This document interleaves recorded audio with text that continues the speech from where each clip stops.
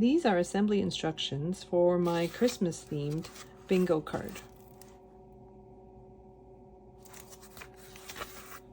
I'm going to start with an unusual part of my card. I have 3 acetate strips and I put red line tape on the end of all 3 of them. My sentiment is cut out of foil cardstock. I've centered each word onto my acetate strip and I'm going to put these aside and let them dry. In the meantime, I'm going to start with the interior of my card. So I've cut my card base out of craft board because I wanted a nice sturdy card. You could cut your card out of 80-pound cardstock or even out of 110-pound cardstock. So I'm just putting glue on the side tab of my front panel from the score line to the edge. I'm sneaking that tab underneath my larger panel and I'm just gluing the cut edge of my panel right along the score line of that tab. I want the panels to be even at the top and at the bottom. And that's what's going to form my trifold card. So for the interior of the card, I have my bingo sheet and I have 2 panels of 80-pound cardstock, which I have embossed using a 3D embossing folder and an embossing machine. So this wasn't done on the Cricut machine. For the bingo card, the words at the top were cut out of adhesive foil and then applied with a well-used piece of transfer tape onto the cardstock. The rest is just print and cut. I'm going to glue all 3 of these panels down, trying to maintain an even border all the way around. So next I have my mechanisms and my pop-up images. So for my pop-up images, I have 4 print and cut images, and then I have these rectangles with a score line in the center, which I've just folded down on that score line, and I'm gluing each image to 1/2 of those panels. So for the Merry Christmas image, I've used adhesive foil for the sentiment that's on my image. It's the same adhesive foil that I've used for the lettering for the bingo. So I'm just gluing those down, trying to maintain an even border all around my image. So next I'm folding down on my mechanism pieces. There's 2 of them and you just fold down the exact same way for both of them. Basically an L shape. I'm folding down on the longer part. I have 3 diagonal lines. I'm just going to fold down on the 2 top ones. So I'm just folding it towards me and then folding it away from me. And I'm doing the same thing. It's both layers are being folded here, folding towards me and folding away from me. And then I'm going to do that on the short length as well. I'm just folding on that score line. And there's a diagonal score line. I'm folding it towards me, folding it away from me. On the shorter length, I'm pulling the 2 points together and pushing on that middle score line until it collapses. So it just folds inwards, like so. And then I'm rotating my piece. Then I have the 2 sets of triangular scores. I'm bringing the edges together and pushing in until it collapses inwards, like so. And then I'm going to do the exact same thing with the one at the end. I'm bringing the corners together and collapsing my shape. So I'm just folding that long panel under, and then I'm flipping my piece over. There's a diagonal score line on the corner of my long panel. I'm putting glue all over it, and then I'm folding the short panel over like so. I'm holding it by that short part of the L, and I'm just going to push on that first set of diagonal score lines, and then I'm going to bring this one inwards like so. So this is your short one and this is the long one. When you pull your base apart, those 2 pieces fold over in unison. So good to test your mechanism a few times before you adhere it to your card. So I'm going to do the same thing with the second one. It's like an L, and this time the L is a mirror image of the other one. I'm folding down on the long panel, then I'm folding on the diagonal lines towards me and away from me. So through both layers of cardstock, I'm folding towards me and away from me. And then I'm folding on the shorter part of the L, that score line at the bottom. At the corner of it, I have a score line. I'm folding it towards me and I'm folding it away from me. So next I'm going to flip my piece over. I'm folding in the long panel, putting glue from the score line to the edge. There's a diagonal score line showing you where to put the glue. And then I'm folding my short panel upwards like so. And so the center of this one gets pushed inwards. And then for the long panel of this one gets pushed inwards. As I'm holding it, I'm pushing down on the center of this one. And it's good to burnish your folds so they can be as flat as possible. So when I pull the bottom pieces apart, my piece extends away from me like so.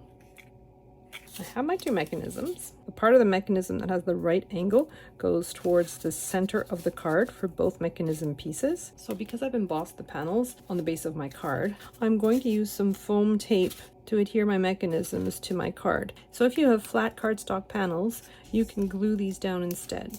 I'm putting foam tape from the diagonal line all the way to the edge, like so. And on the other side, I'm doing the same thing. This time it's from the seam all the way along the top and right along the edges as well. So now that I've put the foam tape on the bottom of my mechanism pieces, the angle of my mechanism is towards the edge of my card and the right angle is towards the middle. And same thing with my other mechanism. The right angle is towards the middle and the diagonal is towards the edge of my card. I'm removing the liner from my foam tape. The straight edge of my mechanism is about 1/2 inch away from the edge of my card, and I'm placing this edge right on the score line of my card, and then I'm closing my card.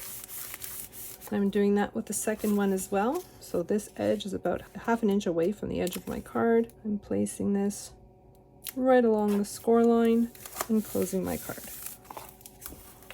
And so next I have my little booklet. So the one without the writing is going on the top. So I'm putting glue on both sides of those triangles that are at the top of my mechanism.